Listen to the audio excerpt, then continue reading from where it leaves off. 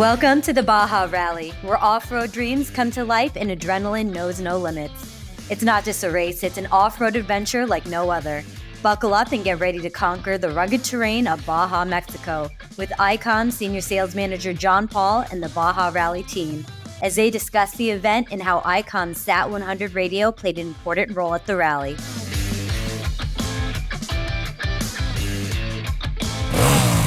Hi, I'm John Paul from Icom, and I recently had the pleasure of speaking with Scotty Broman and Dave Pearson from the Baja Rally.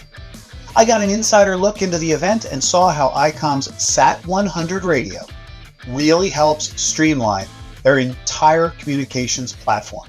Here's what we had to say during our conversation. How do the racers go off? Is it they're racing against the clock so that they're staggered 5-10 minutes behind each other? Most of our top racers separate out by 2 minutes.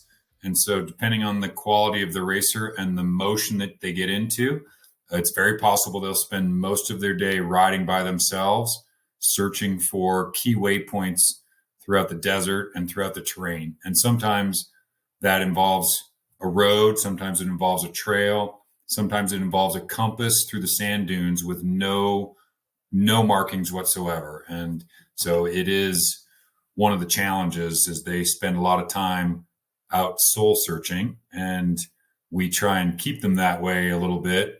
And the satellite communication for them is absolutely an emergency device that works amazing.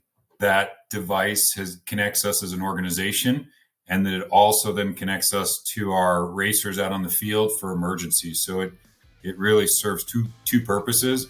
Both of them have really made our life a lot easier and better to manage. It's cool.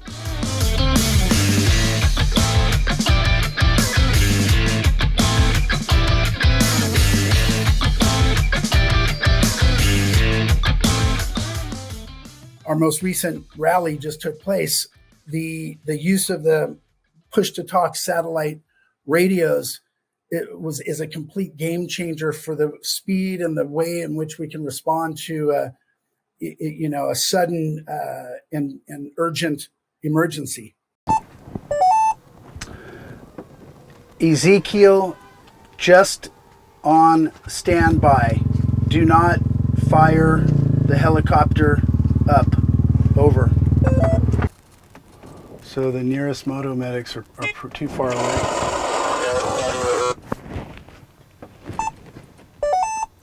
Okay, we've sent him a message, no response. He is halfway back to Malvar. He's halfway between Malvar and your location. Next moto medics are too far away. Stand by. Okay, I recommend deploying. So, Kevin, let's continue on course and do the shortcut back to the San Carlos Road.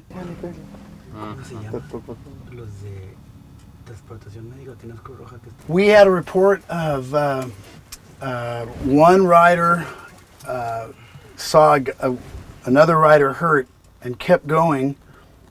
He kept going till the gas stop where there's staff to report to the staff that a guy is injured and needs treatment. We write to him, "Are you okay?"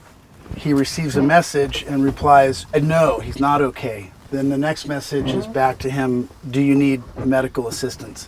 Or do you need a helivac, like a evacuation?" And we haven't heard we didn't hear that reply back from him. And then he resumed. He was at 0 miles an hour, and then he started going down course. He's moving again, so he's under his own motion. We could also see another competitor behind him come to him and pass him, which tells us that he's okay. He's just trying to go ahead to a station where he can get some medical assistance, something small. Now here's the second message just come in. So we're able to do two-way messaging directly to the racers, and here's his message back to us. Okay. No, he doesn't need help. So we're able to talk. He's out in the middle of nowhere, and his family's here. He could be, his sister and his brother. They're like regular racing clients of ours, and the ability for us to be able to talk to him and say we can send it, yes or no, and that way we reserve the resource of not having to send a helicopter on a unnecessary goose chase, taking it out of service when someone else closer by might need it. So, Are you also using the GPS tracking through the SAT system? We do a couple of different. We like to have some redundancy in our efforts, and so that rally comp device that's been crafted by Mike Johnson is a initial tracker for us satellite wise that lets us see where our racers are at any given point.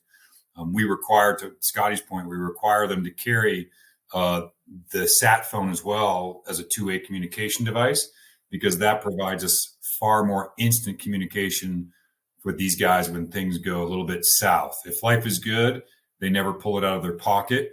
And if something goes wrong, usually the sat phone is their first swing of communication before we get into our third redundancy, which is, some guys still carry the spots and the GPS trackers that you see on Garmin and whatnot these days. But I think our two-way sat phone and our rally comp are our two primary comm devices on the race. So here's how we'd send a message. We find the guy. Where's the mechanical? Oh, he out of gas. Yeah, he's the guy from Spain that did the rally school. Yeah. Ben, are you out of gas? And he'll get the message from satellite, and he can respond yes or no. So here in the command center, we have a couple of different platforms. So we can look at a live course that has the locations and positions of every staff and every medical rider. And then over here, we can zoom in and use a different, for instance, instructing someone how to get back on track. We can point something and tell them you need to go at 214 degrees riding. And so we can message these guys when they get lost and they get in trouble. We can and the best part is they feel like comfortable because they know someone's watching them. They might have a broken bike, out of gas, a kind of a broken rib, or they're a little hurt. But what it is they feel like, I feel comfortable because there's someone watching me, and I feel like I'm not alone in the desert. They get these messages, and it's like they are thankful that someone's watching and paying attention. That keeps them calm, while they're sitting out there. The guys who are stuck with no gas, the reality is they could be out there all night. We had a rider on this event. It's a 6-day hard endurance ride through the Baja Peninsula. It's impressive.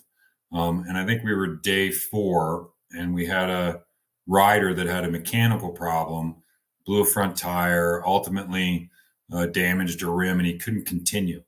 And so he satellite, he two-way radioed us in.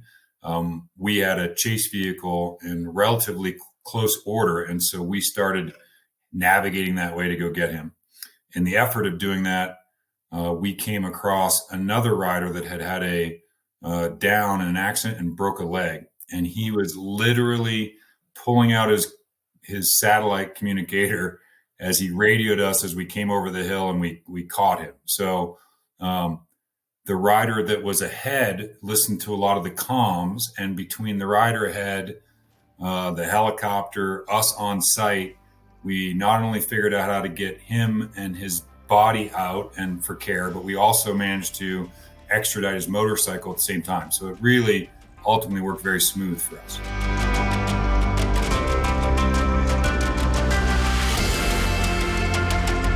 But they've got to take the radio out of a gear bag and bring it to their person and power it on. It's not like it's on throughout the whole race, is it? Correct. And so it's a really important point. And under normal circumstances, these guys they have it close by and powered off. And so we also can do a random check at the start line of the second and third, fourth day.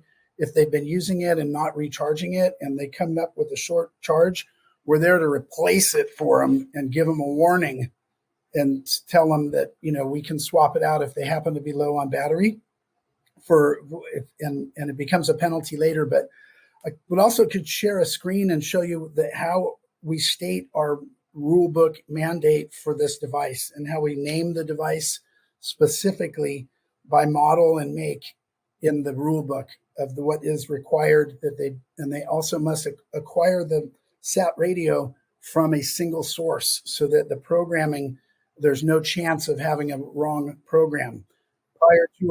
Prior to our riders orientation, the riders will show up outside of a big auditorium. We circle around in a courtyard, set up the boxes, open them, turn the phones on, leave them out there, come back after the briefing, and then run through some elementary, use, like etiquette and use. Under normal circumstances, these guys keep them off, and they're not listening. I'm a big believer in having a plan to test and practice and have a uniform or unified group agreement on how we're going to talk on the radios. And the fact that you're doing that before this 5-6 day race and requiring this practice of being prepared and then being redundantly prepared, I think is ultimately creating more fun for the riders because they know that at the end of the day, they're extremely well protected and they're extremely safe because the organization is backing them up with all of these protocols and this equipment. Scotty for Mike Abraham. Copy. Let's please just pull your tracker and your rally comp off. Put it onto Eddie's bike, please. So you're sure, Tom? Yeah, I'm feeling strong. Feeling strong, okay. Roger. I mean, Yeah, just go at your own pace. You'll make it by dark for sure. what are the chase guys saying? Are they? No. They just, go ahead and get a jump start on them. Okay? I know, but I'll respect their judgment if they think I'm so fucked up. I'm feeling strong, but I'm going slow. So that's, What day is it? what day is it? Friday. Who's the president? Who's the president of Mexico? I'm lost. I'd say have fun. You're fine, brother. We now have the racers are calling their own cases in. We had a rider who broke some ribs and was laying in the rocks. There was not a grain of sand or any piece of soil around. 100% rocks. Spent a lot of time out there, but he called his. We could all hear on the organization channel, "Hey, this is rider 47. I need help." We have a guy who's it's his first real rally. He's an older guy, gentleman, 60s. He has been popping up on our radar at 62 kilometers in. We have a checkpoint here. Just saw him, and I wanted to give what they call a standing 8 count, right? That's what boxing referees will do to a guy when he's kind of like, huh? What day is it? How you doing? Where are you? That type of thing. And he passed the test. He was afraid we were going to pull him, but you can kind of sense it. We don't want to fight him, but we know he's good. So we sent him out. We got plenty of help behind him, and it adds to the adventure. I have no problem, after checking him out carefully about sending him back. Hi, I'm Philip Stewart, and I've just recently taken part in the Baja Rally as a rookie. It's the first time I've ever actually been in a rally. Most of my life has been in national parks riding motorbikes in fairly tough terrain. The Baja Rally, though, the 6-day rally is really different. It's an extremely tough course. It's not a course that you can take lightly. Very well thought out course design, excellent navigation as well. I found it challenging, extremely interesting, and the scenery and the landscape, to be quite honest, was stunning as well. There was nothing within the rally that I can say was not a challenge. Basically every part of it was. The washouts and the river crossings, the stones, the cacti, extremely friendly cacti, very difficult to disengage yourself from them when you do go into them, which was another sort of fun part of that, was to ensure that you didn't leave the tracks or didn't leave the roads. I feel that I have learned a lot, particularly in Rally Raid. The navigational systems that were really outstanding and very good, extremely accurate as well. So the course designers and the race directors and so on, they did an outstanding job. It was really very, very good because it was all brilliant. It really was. And I'm not joking. The first day was an absolute disaster. Right. The joys of rally riding. Been here about 10 minutes already. Got my leg stuck. Can't get it out from under the bike, and I have tried absolutely everything. I could pick the bike up without any problem, but I came down this riverbed and you can see a lot of cacti and stuff. So I thought I'd be smart and I'd be able to cut across, and I was going to carry on down and then move to my left and up. And well, rocks are a little bit better than sand, but I don't know what I did. Must have hit this gang combination of stone and vegetation, and now I'm sitting here with my leg stuck inside. The second day it became a lot easier. The first day I did spend some time, over an hour, by myself with my bike on top of me, looking at the landscape, which was really good. And that was my own fault. When I was trying to do a river crossing, I dropped the bike again on my leg, and I had to wait for Gnarly Dave to come out and extract me, which I am deeply indebted to. Gnarly, thank you so much. And also, Gnarly Dave, thank you so much for removing the cactus from my leg. That was really very helpful.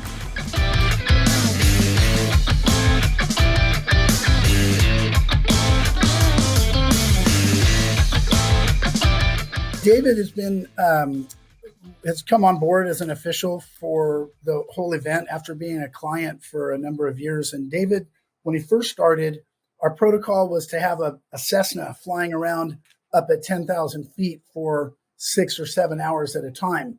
The purpose of that is to have one-way VHF communication from the plane Absolutely. down to medical staff that are just wired in with handhelds. So the terrestrial issue is that the handhelds can't receive or transmit from inside of canyons.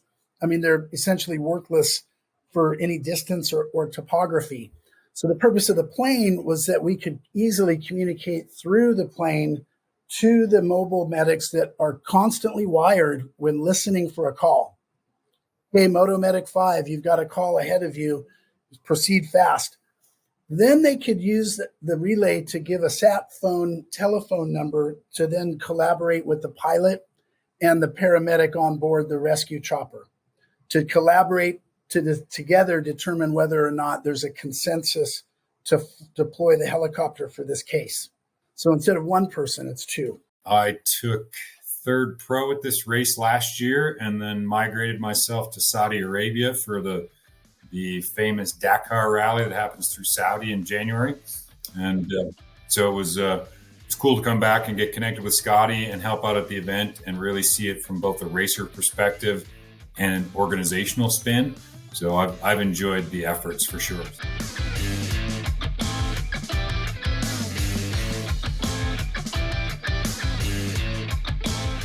The 2 or 3 systems we have in place have been what we were racing on 10 years ago is completely different. And Iridium satellite comms made a big change. The Rally Comp, which was also connected to Iridium satellites, made a big change for us. And so that has made our event a little less expensive and a lot safer in the big picture of things. These motorcyclists are going up and down some of the rockiest and roughest terrain on the globe and potentially dumping, dropping, falling, tumbling, potentially to significant injury. And the point of rescue is the radio that survives all of that. Is that correct? It is one of the most important. Absolutely. I love it. I absolutely love it. He was out of gas, but then he wasn't. He had got a new message. Jim should borrow gas from competitors only, please. Okay. And then your next message is going to say, okay for Moto Medics to share gas. I had no gas. Here's the thing. If you could fill up and go take him gas, that would be it. He has enough gas to get started. His bike's not starting now. Okay. So it's not a gas issue. Whoever, there are at least 2 guys, Kiki Firkin, 37, and Rene Escobar. What number? Hold on a sec. But there's a couple guys that are in Azufre, past Portecitos Road, maybe only 2 miles up. We're either going to have to go. I just flew from that. If you want to get off, I can show you what I'm talking about. Yeah, I think it's impressive what you're doing with all this redundant equipment. I think it's really cool that your riders are going over this rocky terrain. And you've put all of these procedures and policies in place to take something that is ultimately enormously dangerous and make it safer for the people that are competing. And I think that's pretty cool. Us too, and that's it's part of what's important about what we built in 10 years and how we can, there's their assets, these infrastructures and these process and the protocol, the experience of having done it, understanding transport for a victim, and then having some practice. We just had a good run, last episode, and we're looking forward to expanding the event. Because of the safety element, we can handle 2 to 2.5 times the capacity. Obviously coming up in the near future in Baja is the infamous Baja 1000, done with very different vehicles. But ultimately, the event, I would imagine, has a certain amount of overlapping characteristics. Do you do anything in conjunction with the crew that runs that? I've done the Baja 1000. It is a unique event in itself. They, outside of the fact that there are motorcycles in both, they run very differently. The Baja 1000 is a point-to-point race chasing through ribbons on whooped-out roads. The Baja 6-day, we get access into private ranch land and private property that is virgin that nobody ever gets to go see. And so we get scenery and terrain that far exceeds what you do in the Baja 1000. And they're just very different, other than they share a couple of vehicle similarities and that they all play on the same peninsula, but in very different ways. But more importantly to safety, our race takes place far away from humans and for the most part, animals, where the Baja 1000 cannot exist or make it without racing through populous areas. Part of our secret is the IP and the ability to, our environmental impact study, which is something that we work very hard to get, and the licensing and the permit that comes with it to do the event. But as it comes up, when the Baja 1000 is taking place, David was a veteran pro racer as well as myself.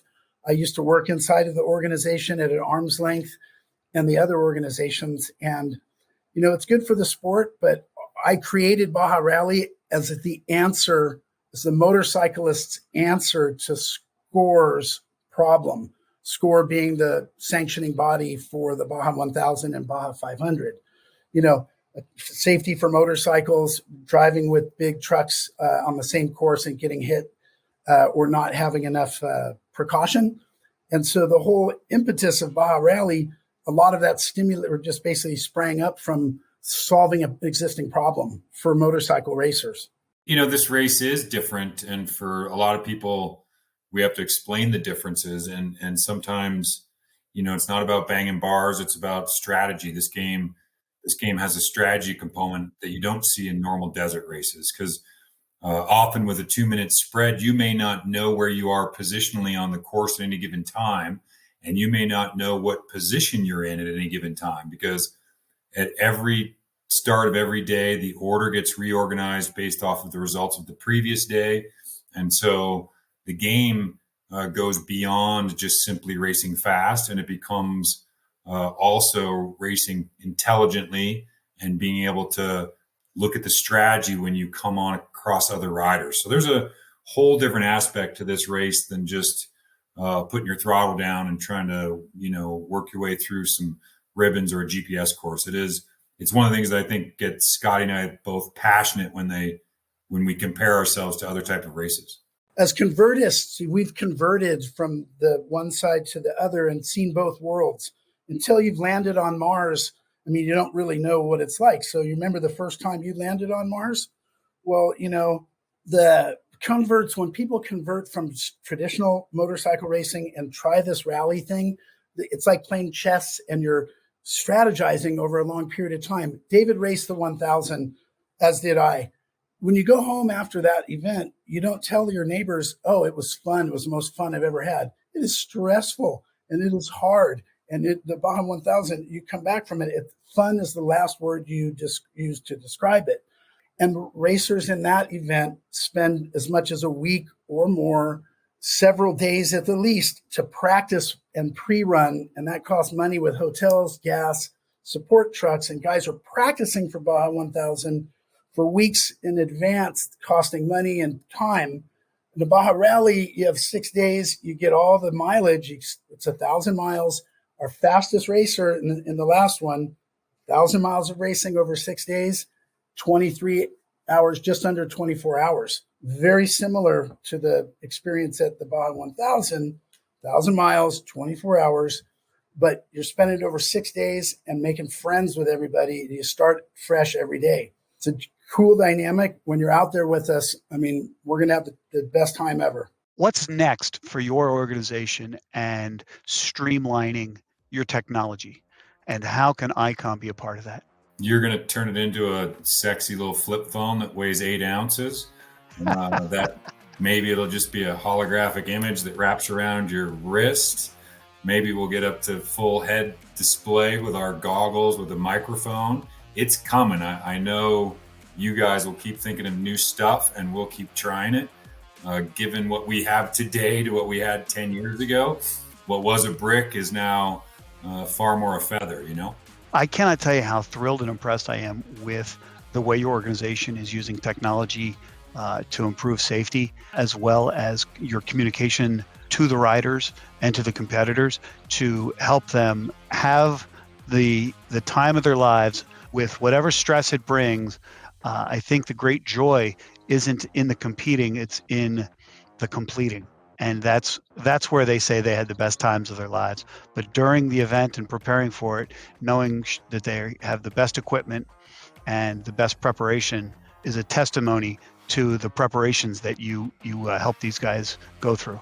Yeah, we just want to see them have fun, be safe, and we know that what we play on is very risky. And so if we can balance those things well enough that they get to meet a bunch of people, spend 5 or 6 nights together, breaking bread and enjoying themselves, it's a cool experience. Well worth coming down.